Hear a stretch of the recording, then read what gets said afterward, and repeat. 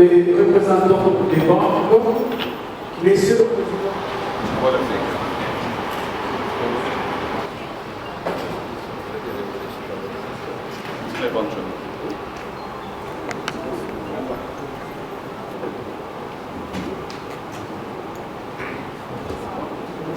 Le président, le ministre de la fonction publique,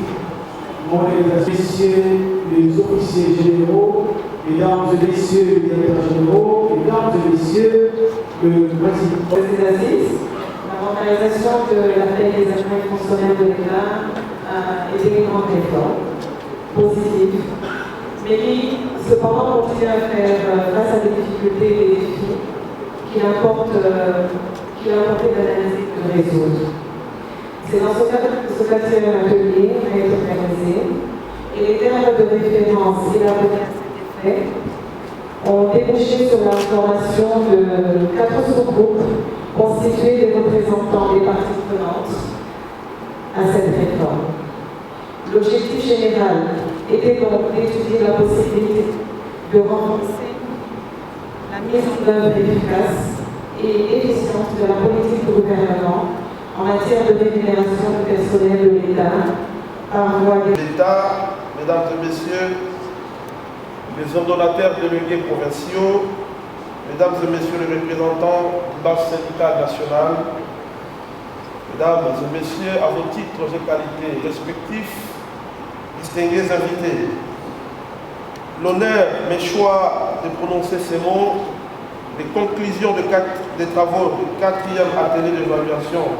de la réforme sur la bancarisation de la paie des agents et fonctionnaires de l'État. Ce 4e exercice du genre a mis l'accent sur une approche participative qui a permis aux parties prenantes réunies en sous-groupe de formuler des recommandations sur la base de divers exposés multisectoriels. Le bilan de la réforme à ce jour est plus qu'encourageant et à la hauteur de la mission du gouvernement de la République, initiateur du projet. J'ai suivi avec attention l'exposé du secrétariat technique qui s'est fait fort de présenter une synthèse des travaux effectués dans le cadre de sous-groupes constitués pour ce faire. J'ai noté à cet effet, s'agissant de la mise en œuvre de la paie de proximité, il a été résolu notamment que les opérateurs de paie, toutes catégories confondues, fournissent la cartographie précise de l'implémentation de leurs agences de site de paie,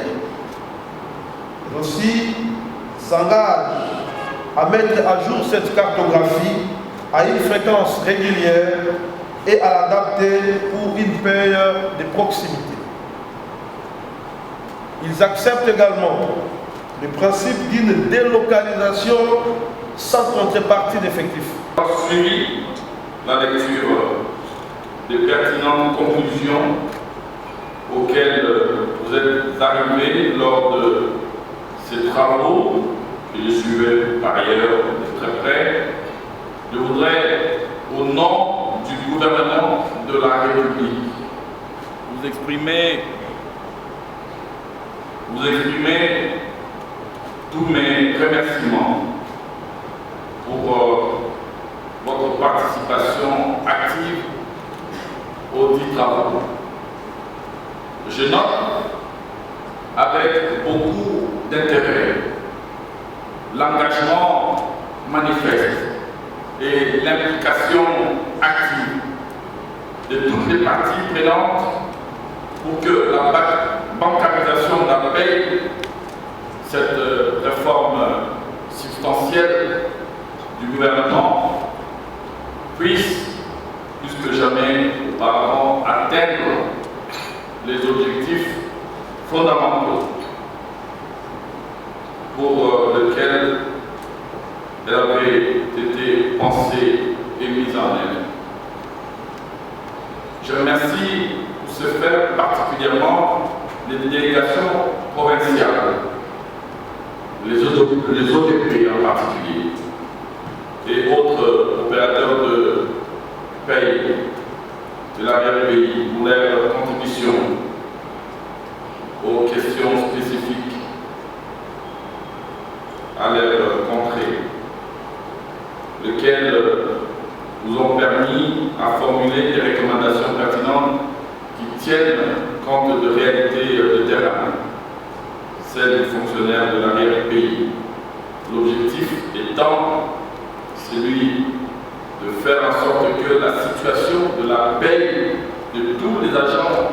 de l'État, y compris de ceux en poste au dernier kilomètre du territoire national, au fin fond de nos villages, puisse être améliorée. Je me réjouis du fait que cette 4e évaluation aura été l'occasion de faire une autocritique sans complaisance aucune, de relever les forces et les faiblesses de ces processus et de mieux circonscrire les problèmes résiduels qui freinent les parachèvements de cette réforme. Je note donc avec intérêt